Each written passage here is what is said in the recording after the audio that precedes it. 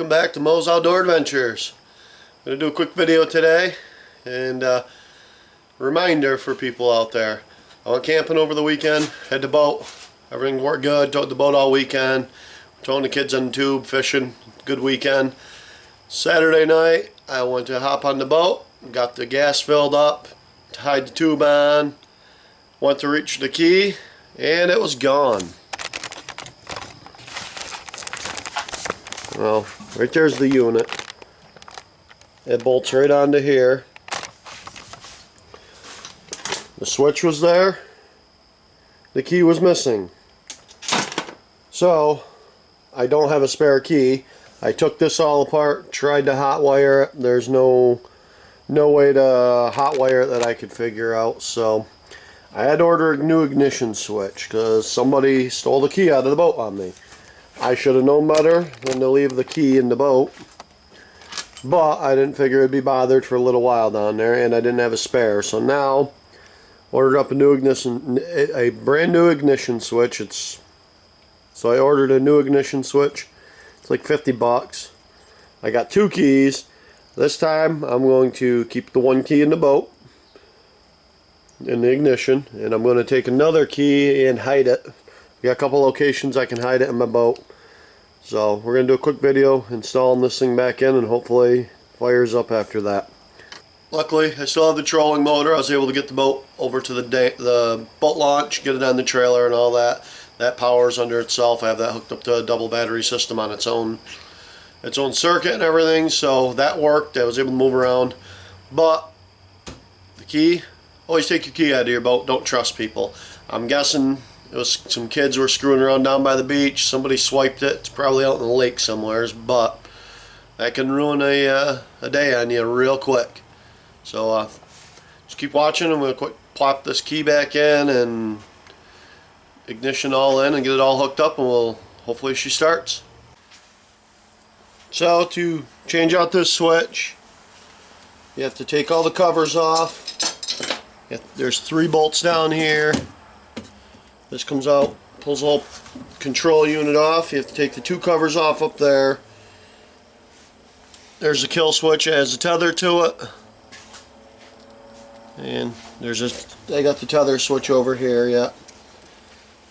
There's the ignition switch, lots of wires. It's a sealed marine unit, so no weather can get to it, water and all that corrosion. Kind of a pain in the ass to change out, but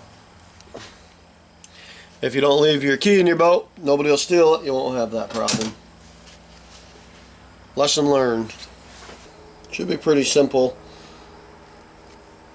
What wires should snap right together just because they're all color coded.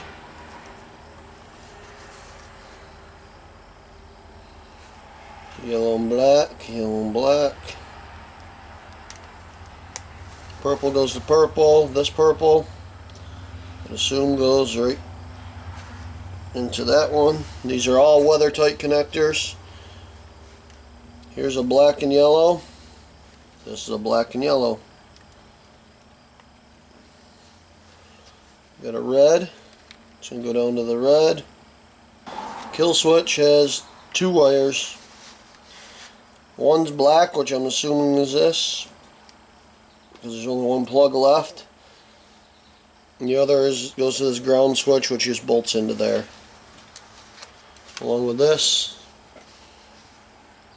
we got a little red and yellow stripe wire. That's going to go right on this control switch here.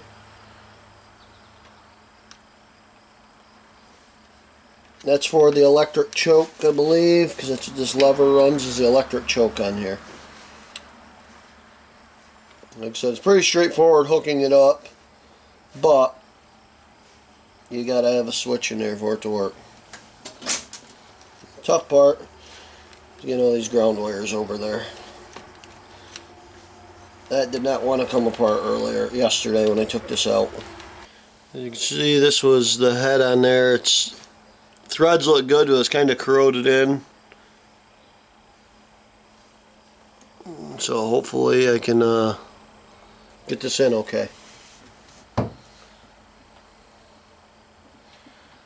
all these wires through first. These are just all the ground wires for the control unit, the electric choke, believe it's electric choke. Well, I'm threading right in pretty good, actually.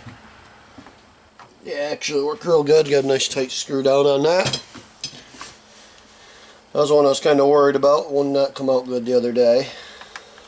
The switch, you just have to make sure all the wires are out of the way when I tuck the switch itself in. Here's one cover. Top cover goes on first.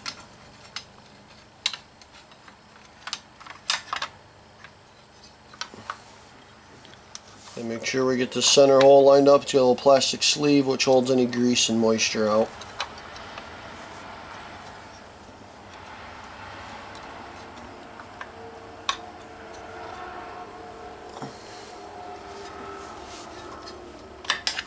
One wire in the way here. Top cover's on.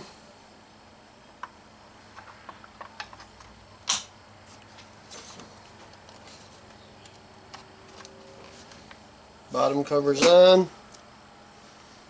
So we got 5 screws. Go in here, just start them quickly. Make sure this is all free. Which throttle moves free. That's all good and freed up. The ring's tight. Double check this one, I didn't tighten yet. That one's good. That one's good. Snug, snug, snug. Power trim the motor down quick. I'm just going to give it a...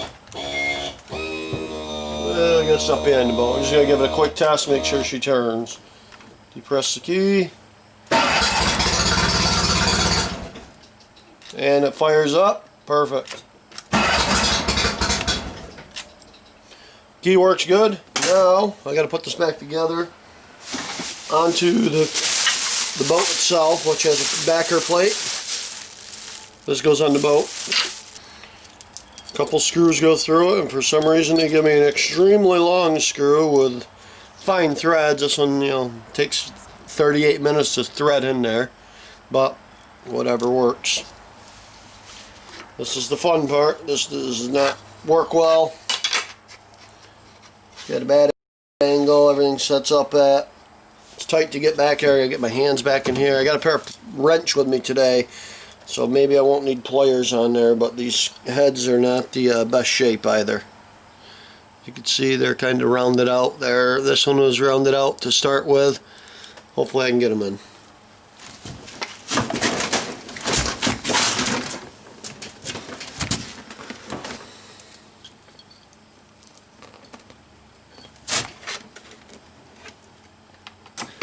Doesn't help, the pilot holes on these are almost, they're not threaded, but they're set just enough for this to have to thread it all the way in.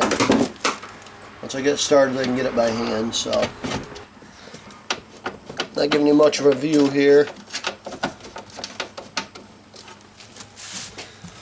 Basically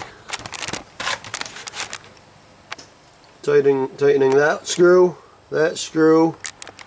and there's one down the bottom right there. I got the nuts, I got to put them on the back side here, tighten them down. I got the wrench, we'll tighten those down, and I'll show you after. Okay, we got that done. As you can see, it's all back in. Throttle works nice. Forward, reverse, key in. Fires right up perfect. It's all working good. So another thing, a word of advice, like I've already said, don't leave your key in the boat. You can't trust people. I figured where I was, nobody was going to steal my boat, because the only way to steal my boat was to have another boat. But apparently, somebody wanted to steal my key and just screw up my whole day anyways. So along with that, on the way home, we got home after we got done camping, packing the boat into the garage, ordered some parts up. Backed into the garage, heard a loud pop, couldn't figure out what it was till I get out of the van, and I'll show you what happened.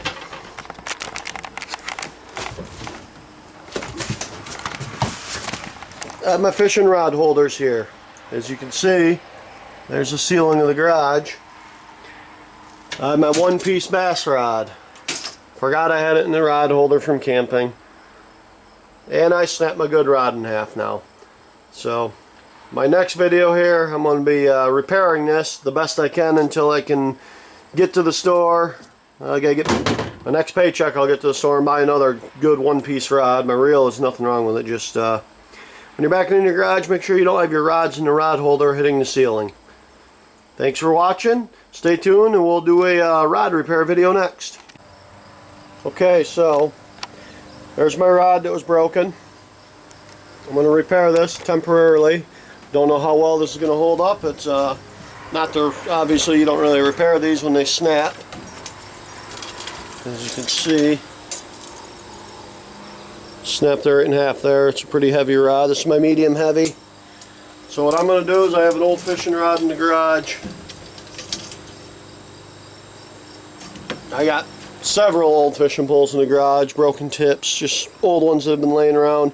I'm going to cut a section off with a Dremel tool, slide it down inside of here, glue it in place, and throw a little of my T-Rex tape on the outside of it, let it harden for the day, and we'll give that a test out later this afternoon out fishing. Now the boat's up and going, I can take it back out fishing. So first thing, turn to my Dremel and cut this off.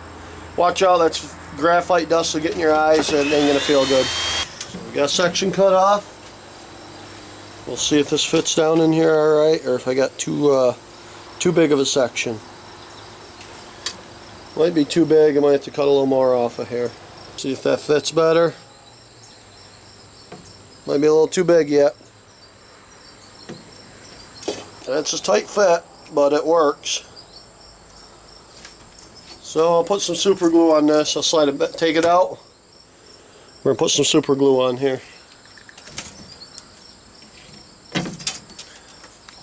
I just got some Loctite GO2 glue. Just an all-purpose super glue. Works pretty good actually. I gotta tap this down in place. I don't have my hammer out here. I'm gonna use a staple gun.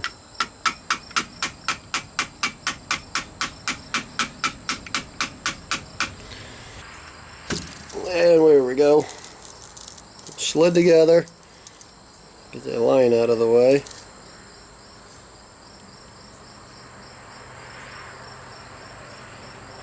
Make sure my guides are all lined up the same. One more little thing I'm going to do here. I don't know if it's going to make a difference, but we're going to find out. I know when you do fiberglass work on auto body, they lay fiberglass into the glue, into the hardener. I've got some of my braided fishing line I'm going to wrap right around this too, right into the glue. I already had glue on it, so I had to cut it off. We're going to try this. I don't believe it can hurt. If it helps, great. If it doesn't hurt anything, that's for sure.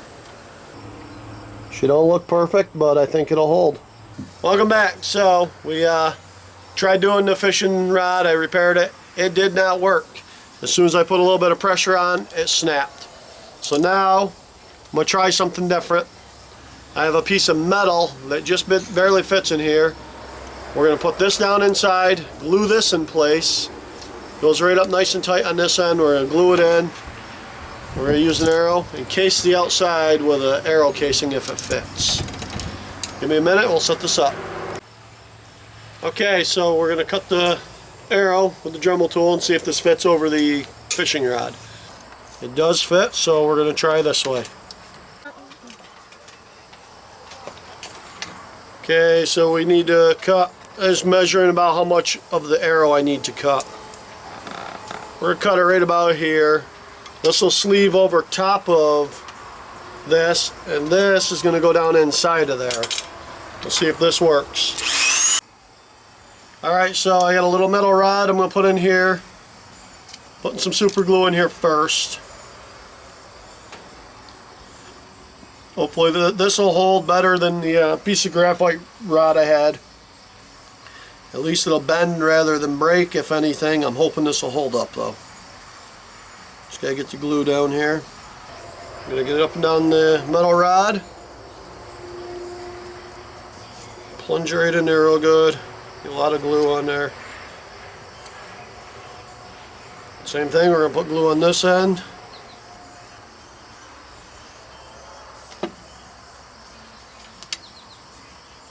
First, I gotta put a little glue on here. So we're gonna put this on. I don't forget to do that.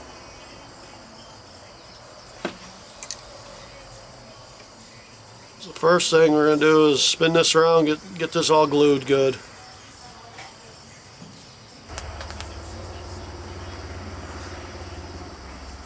Dabble some glue right around the outside, top and bottom.